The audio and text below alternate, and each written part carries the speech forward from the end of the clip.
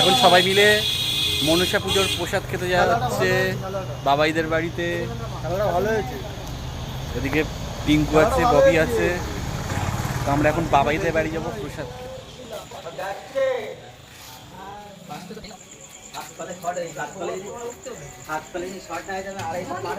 তো আমরা এসে গেছি, এদিকে হচ্ছে